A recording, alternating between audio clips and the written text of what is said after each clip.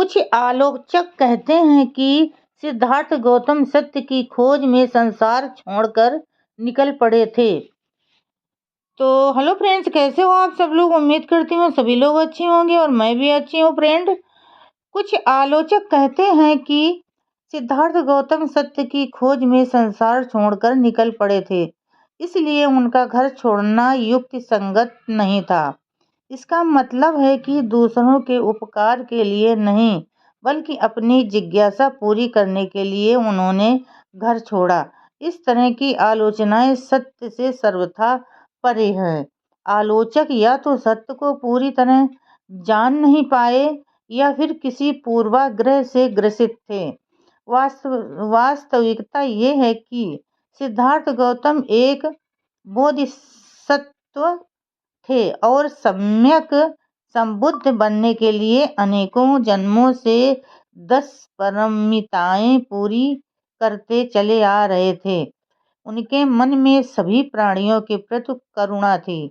जब वे देखते थे कि लोग आपस में लड़ रहे हैं, एक दूसरे का शोषण कर रहे हैं, जन्म लेने वाला हर प्राणी बीमारियों, बुढ़ापा और मृत्यु के दुखों से गुजरता है, तो मन में विचार आते थे कि आखिर इन दुखों से मुक्त होने का कोई तो रास्ता होगा। उन्हें उसी रास्ते की खोज करनी थी। उनके मन में दृढ़ विश्वास था कि जहाँ इतने दुख क्लेश मौजूद हैं, वहाँ सुख शांति का भी रास्ता मौजूद होगा ही। उनको उसी रास्ते की खोज करनी थी जो दुख क्लेशों के भव संसरण में से मुक्ति दिला सके, जिस पर वे अकेले ही नहीं बल्कि संसार के सभी लोग चलकर मुक्त हो सकें।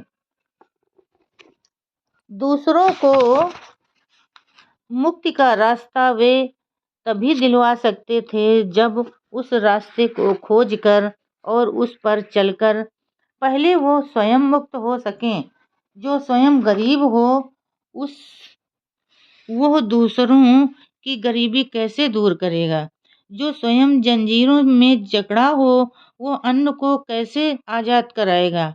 जो स्वयं दुखी हो, वो दूसरों को सुखी कैसे बना पाएगा।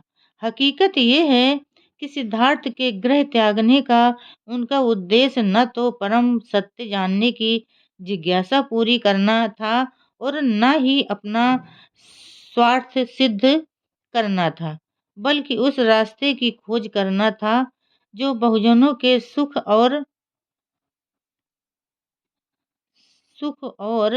शांति के लिए हो। कुछ स्वार्थी लोगों ने यह भी प्रचार किया था कि परम सत्य की खोज करने के लिए घर छोड़ने की क्या जरूरत थी।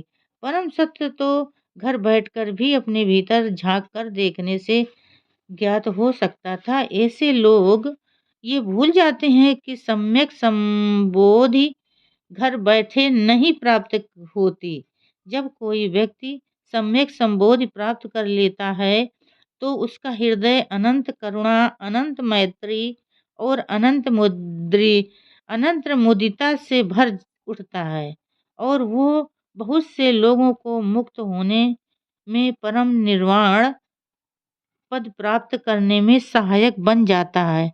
ऐसा प्रतीत होता है कि ये आलोचनाएं और मनगढ़ंत कहानियां इसलिए गढ़ी गईं जिससे भोले भाले लोग स्वर्ग के लालच और नरक के डर से पुरोहित पुजारियों के चंगुल में फंसे रहें, जिससे धर्म और भगवान के नाम पर ठेकेदारी करने वालों का गोरख धंधा चलता रहे।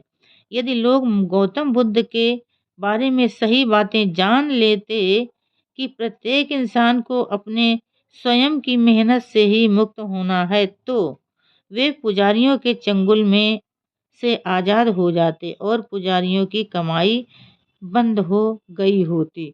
तो फ्रेंड, आज के लिए बस इतना ही। कल फिर मिलेंगे अगले नए वीडियो के साथ। तब तक के लिए फ्रेंड, जय भीम, नमो बुद्धाय।